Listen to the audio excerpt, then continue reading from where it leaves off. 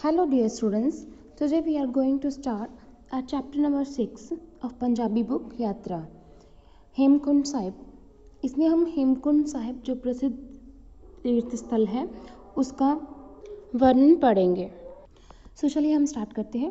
श्री हेमकुंड ਸਾਹਿਬ ਦੇ ਨਾਂ ਤੋਂ ਸਾਰੇ ਜਾਣੂ ਹਨ। ਇਹ ਭਾਰਤ ਦੇ ਪ੍ਰਸਿੱਧ ਤੀਰਥ ਸਥਾਨਾਂ ਵਿੱਚੋਂ ਇੱਕ ਹੈ। ਇੱਥੇ ਹਰ ਸਾਲ ਭਾਰਤੀ ਹੀ ਨਹੀਂ ਲੱਖਾਂ ਦੀ ਗਿਣਤੀ ਵਿੱਚ ਵਿਦੇਸ਼ੀ ਸ਼ਰਧਾਲੂ ਵੀ ਯਾਤਰਾ ਕਰਨ ਲਈ ਆਉਂਦੇ ਹਨ। ਦੱਸਿਆ ਜਾਂਦਾ ਹੈ ਕਿ ਇਸ ਸਥਾਨ ਉੱਤੇ ਸ਼੍ਰੀ ਗੁਰੂ ਗੋਬਿੰਦ ਸਿੰਘ ਜੀ ਨੇ ਪਿਛਲੇ ਜਨਮ ਵਿੱਚ ਤਪੱਸਿਆ ਕੀਤੀ ਸੀ। ਪਾਂਡਵਾਂ ਨੇ ਵੀ ਇਸ ਸਥਾਨ 'ਤੇ ਤਪ ਕੀਤਾ ਸੀ।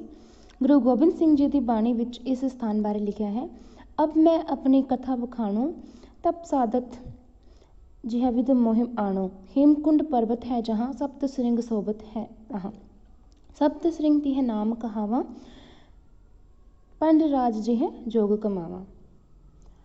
तहाँ हम अदक तपस्या साधी महाकाल काल का आराधी।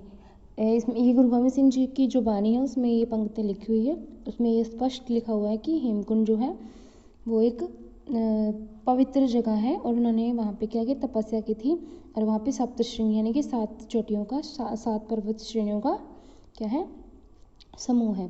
इस स्थान उत्ते हेमकुंड है। हेम ਦਾ अर्थ है बर्फ ਅਤੇ कुंड ਦਾ अर्थ है सरोवर।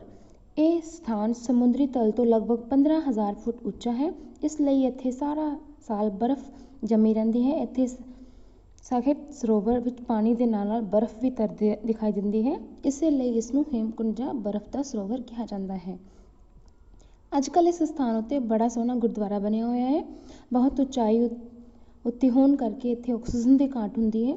ਕੋਈ ਵੀ ਆਮ ਵਿਅਕਤੀ ਬਹੁਤ ਹੀ ਦੇਰ ਲਈ ਇੱਥੇ ਨਹੀਂ ਰਹਿ ਸਕਦਾ।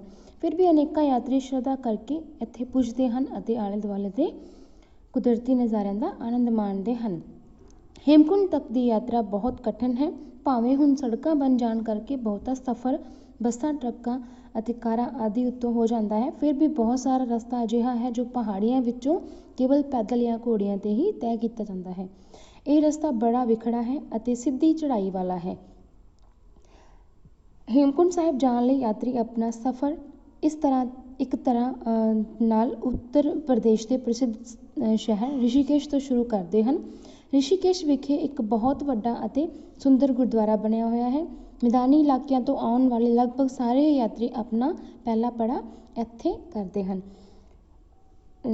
जो यात्री हेमकुंड साहिब के लिए जाते हैं वो शुरू अपनी जो यात्रा होती है वो ऋषिकेश से शुरू करते हैं। ਇੱਥੋਂ ਆਮ ਤੌਰ 'ਤੇ ਯਾਤਰੀ ਆਪਣੀ ਯਾਤਰਾ ਸਵੇਰੇ ਸ਼ੁਰੂ ਕਰਦੇ ਹਨ। ਇਸ ਤੋਂ ਅੱਗੇ ਸਾਰਾ ਰਸਤਾ ਪਹਾੜੀ ਹੈ। ਰਿਸ਼ੀਕੇਸ਼ ਤੋਂ ਅਗਲਾ ਪੜਾਅ ਸ਼੍ਰੀਨਗਰ ਹੁੰਦਾ ਹੈ। ਰਿਸ਼ੀਕੇਸ਼ ਤੋਂ ਸ਼੍ਰੀਨਗਰ ਤੱਕ 108 ਕਿਲੋਮੀਟਰ ਦਾ ਸਫ਼ਰ ਬੜਾ ਕਠਿਨ ਹੈ। ਇੱਕ ਪਾਸੇ ਡੂੰਘੀਆਂ ਖੱਡਾਂ ਹਨ ਅਤੇ ਕਿਤੇ ਕਿਤੇ ਨਾਲ ਨਦੀ ਵਗਦੀ ਦਿਖਦੀ ਹੈ। ਦੂਸਰੇ ਪਾਸੇ ਉੱਚੇ ਉੱਚੇ ਪਹਾੜ ਦਿਖਾਈ ਦਿੰਦੇ ਹਨ। ਜੇ ਖੱਡਾਂ ਵੱਲ ਦੇਖੋ ਤਾਂ ਡਰ ਲੱਗਦਾ ਹੈ। ਖੱਡਾਂ ਮਤਲਬ यहाँ पे होता है ਖਾਈ ਪਰ ਜਦੋਂ ਪਹਾੜਾਂ ਵੱਲ ਨਜ਼ਰ ਮਾਰੋ ਤਾਂ ਹਰਿਆਵਲ ਯਾਨੀ ਹਰਿਆਲੀ ਭਰੇ ਨਜ਼ਾਰੇ ਸਾਰਾ ਡਰ ਦੂਰ ਕਰ ਦਿੰਦੇ ਹਨ। ਸ਼ਾਮ ਨੂੰ ਯਾਤਰੀ ਸ਼੍ਰੀਨਗਰ ਪਹੁੰਚ ਜਾਂਦੇ ਹਨ। ਸ਼੍ਰੀਨਗਰ ਬੜਾ ਪ੍ਰਸਿੱਧ ਅਤੇ ਇਤਿਹਾਸਿਕ ਸਥਾਨ ਹੈ। ਇੱਥੇ ਗੜਵਾਲ ਯੂਨੀਵਰਸਿਟੀ ਦਾ ਕੈਂਪਸ ਹੈ। ਕਿਹਾ ਜਾਂਦਾ ਹੈ ਕਿ ਸੁਮੇਰ ਪਰਬਤ ਨੂੰ ਜਾਂਦੇ ਹੋਏ ਸ਼੍ਰੀ ਗੁਰੂ ਨਾਨਕ ਦੇਵ ਜੀ ਇੱਥੇ ਰੁਕੇ ਸਨ। ਇਸ ਸਥਾਨ ਉੱਤੇ ਰਹਾਇਸ਼ ਦਾ ਪ੍ਰਬੰਧ ਮੁੱਖ ਤੌਰ 'ਤੇ ਗੁਰਦੁਆਰਾ ਸਾਹਿਬ ਵਿੱਚ ਹੁੰਦਾ ਹੈ। ਹੁਣ ਅਨੇਕਾਂ ਸਰਾਵਾਂ ਅਤੇ ਹੋਟਲ ਵੀ ਬਣ ਗਏ ਹਨ। ਮੈਦਾਨੀ ਇਲਾਕਿਆਂ ਵਿੱਚੋਂ ਅਤੀ ਦੀ ਗਰਮੀ ਝਾਕਦੇ ਗਏ ਯਾਤਰੀ ਇੱਥੇ ਆ ਕੇ ਕੁਝ ठंड ਦਾ सुख माणते हैं। शाम को यात्री जब श्रीनगर पहुंच जाता है तो वहाँ पे काफ़ी अच्छा मौसम होता है, काफ़ी ठंड पड़ती है, तो वहाँ पे लोग क्या करते हैं, विश्राम करते हैं। श्रीनगर रात रह के अगले दिन सवेरे गोविंद घाट ਲਈ यात्रा आरंभ होती है। श्रीनगर के बाद गोविंद घाट के लिए यात्रा उनकी स्टार्ट होती है। सारा रास्ता चढ़ाई वाला है। आले दुआले पहाड़ों का सिलसिला लगातार नाल चलता है। ਹੇਠਾਂ ਡੂੰਘੀਆਂ ਖੱਡਾਂ ਵਿੱਚ ਨਦੀ ਦਾ ਪਾਣੀ ਬੜੇ ਤੇਜ਼ ਵੇਗ ਵਿੱਚ ਵਹਿ ਰਿਹਾ ਹੁੰਦਾ ਹੈ। ਗੋਬਿੰਦ ਘਾਟ ਤੋਂ 22 ਕਿਲੋमीटर ਪਹਿਲਾਂ ਰਸਤੇ ਵਿੱਚ ਪ੍ਰਸਿੱਧ ਸਥਾਨ जोशीमल ਆਉਂਦਾ है। गोविंद घाट जाने से पहले 22 किलोमीटर पे पहले जोशीमल जगह आती है। जोशीमल हिंदुओं का प्रसिद्ध तीर्थ स्थान है। कहा जाता है कि ਇਹ ਸਥਾਨ ਸ਼੍ਰੀ ਸ਼ੰਕਰਾਚਾਰਿਆ ਵੱਲੋਂ ਸਥਾਪਿਤ ਕੀਤੇ 4 ਮਠਾਂ ਵਿੱਚੋਂ ਇੱਕ ਹੈ। ਆਲੇ ਦੁਆਲੇ ਪਹਾੜੀਆਂ ਨਾਲ ਘਿਰਿਆ ਇਹ ਸਥਾਨ ਇੱਕ ਵੱਖਰੀ ਕਿਸਮ ਦਾ ਨਜ਼ਾਰਾ ਪੇਸ਼ ਕਰਦਾ ਹੈ। जोशीमल ਵਿੱਚ ਕਈ ਮੰਦਰ ਹਨ। जोशीमल ਤੋਂ ਅੱਗੇ ਗੋਬਿੰਦ ਘਾਟ ਆਉਂਦਾ ਹੈ। ਗੋਬਿੰਦ ਘਾਟ ਇੱਥੇ ਬੜਾ ਵੱਡਾ ਗੁਰਦੁਆਰਾ ਹੈ। ਇਹ ਗੁਰਦੁਆਰਾ अलकनंदा नदी के कंढे उत्ते बनया हुआ है। गोविंद घाट में जो गुरुद्वारा बना हुआ वो अलकनंदा नदी के किनारे पे बना हुआ है। इत्थे अलकनंदा तेजी नाल वगदी है। एक इस स्थान उत्ते बसां ट्रकां अते कारां दी गूंगू दी आवाज़ सुनाई नहीं दिंदी, सगों अलकनंदा नदी के वहां दा संगीत सुनाई दिंदा है। चारे पासे हरियावल ही हरियावल है, यानी हरियाली ही हरियाली है। सूरज जो दिखाई दिंदा है तो चार चफेरा रंग बिरंगा हो जाता है। यात्री अपनी थकावट, दुख दर्द ਅਤੇ चिंतावां भुੱਲ ਜਾਂਦੇ ਹਨ। हेमकुंड साहिब ਦੇ ਪ੍ਰਬੰਧਕਾਂ ਵੱਲੋਂ ਗੁਰਦੁਆਰੇ ਵਿੱਚ ਰਿਹਾਇਸ਼ ਦਾ ਵਧੀਆ ਪ੍ਰਬੰਧ ਹੈ। ਲੰਗਰ ਹਰ ਵੇਲੇ ਚੱਲਦਾ ਰਹਿੰਦਾ ਹੈ। ਇੱਥੇ ਅੱਗੇ यात्रा अगले दिन सवेरे आरंभ करनी पैंदी है। यात्री गोविंद घाट तो गोविंद धाम तक का 13 तो 14 किलोमीटर का रास्ता पैदल तय करते हैं। अब लोग गोविंद घाट पहुंच जाते हैं। गोविंद घाट से आगे गोविंद धाम में 13 से 14 किलोमीटर का जो रास्ता होता है उसको वो पैदल तय करते हैं। वहाँ पे कोई व्हीकल नहीं जा सकता क्योंकि पहाड़ी इलाका है ना, इसलिए कुछ लोग ये सफ़र घोड़ियां ते करते हैं। पैदल चलन का अपना वखरा ही आनंद है। सारा रास्ता चढ़ाई वाला है। उबड़ खाबड़ रस्ते उत्ते चलते हैं शरीर कई बार थक जाता है, पर मन विच उत्साह कायम रहता है। रस्ते विच यात्री थोड़ी थोड़ी देर आराम करके फिर अगे तुर पैंदे हैं।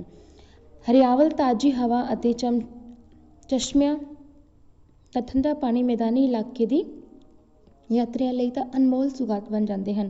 आउण जाण वाले यात्री एक दूसरे नूं शुभ इच्छावां दे जाते हैं। गर्मियां दे इन्हां दिनां विच भारी गिनती विच यात्री अते ਥਾਂ ਥਾਂ ਉੱਤੇ ਦੁਕਾਨਾਂ ਕਿਸੇ ਮੇਲੇ ਦਾ ਦ੍ਰਿਸ਼ ਪੇਸ਼ ਕਰਦੀਆਂ ਹਨ। ਰਸਤੇ ਵਿੱਚ ਇੱਕ ਵੱਡਾ ਗਲੇਸ਼ੀਅਰ ਆਉਂਦਾ ਹੈ। ਯਾਤਰੀ ਗਲੇਸ਼ੀਅਰ ਪਾਰ ਕਰਦਿਆਂ ਬਰਫੀਲੇ ਪਹਾੜ ਨੂੰ ਹੈਰਾਨੀ ਨਾਲ ਦੇਖਦੇ ਹਨ। ਸ਼ਾਮ ਨੂੰ यात्री थके हुए पर खुश मन नाल गोविंद धाम पुज जाते हैं। ये स्थान समुद्री तल तो 10,500 फुट ऊंचा है। अब जब शाम को यात्री गोविंद धाम पहुँच जाते हैं तो वहाँ पे उससे पहले एक ग्लेशियर आता है, बर्फ़ का पहाड़ आता है।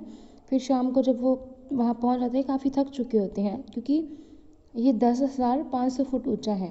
इत्थे मैदानी इलाके दियां सर्दियां वाली ठंड पैंदी है। इत्थे भी एक बहुत बड़ा गुरुद्वारा है। इत्थे यात्रियों की रहाइश दे लई थां, कंबल, लंगर अते चाह पानी का प्रबंध है। यात्रा के दिनों में इत्थे बड़ी चहल पहल रहती है। सारे यात्री सवेरे हेमकुंड साहिब के दर्शनों की तांग मन विच रख के सौंदे हैं। अगले दिन ही हेमकुंड ਲਈ यात्रा आरंभ करनी पैंदी है।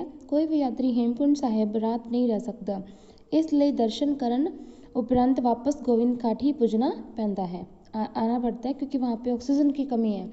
गोविंद धाम तो हेमकुंड साहिब 6 तो 7 किलोमीटर की दूरी उत्ते है, पर यह चढ़ाई लगभग सीधी है, इसलिए यह रास्ता वधेरे कठिन है।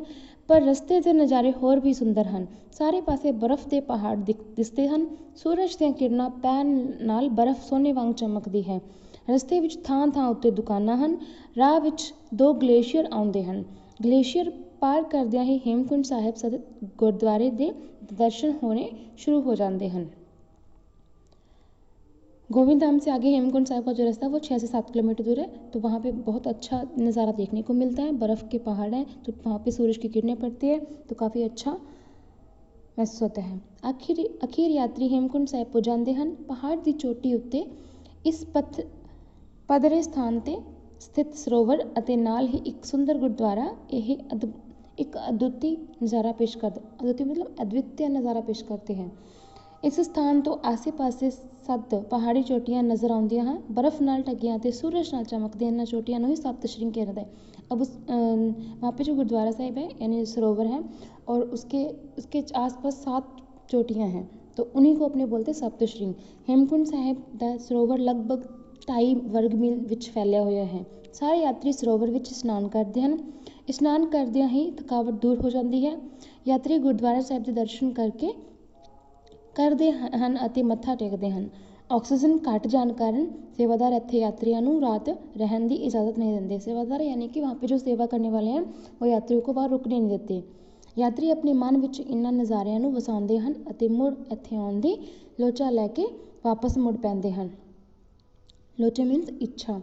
हुण रस्ता उतराई वाला हुंदा है। तिलक जान तो डरों सावधानी रखते हैं यात्रा करनी पैंदी है। शाम तक गोविंद धाम तो गोविंद घाट वापस आते फिर अपने अपने घरां नूं, यानी फिर आते टाइम फिर वही वापस सेम रास्ता। इस यात्रा का नज़ारा हर वेले यात्रियों नूं यात्रा के सुहावे दिनों की याद दिखाउंदा रहिंदा है। इस तरह हेमकुंड यात्रा हर यात्रियों की सुनहरियां यादां विच शामिल हो जाती है।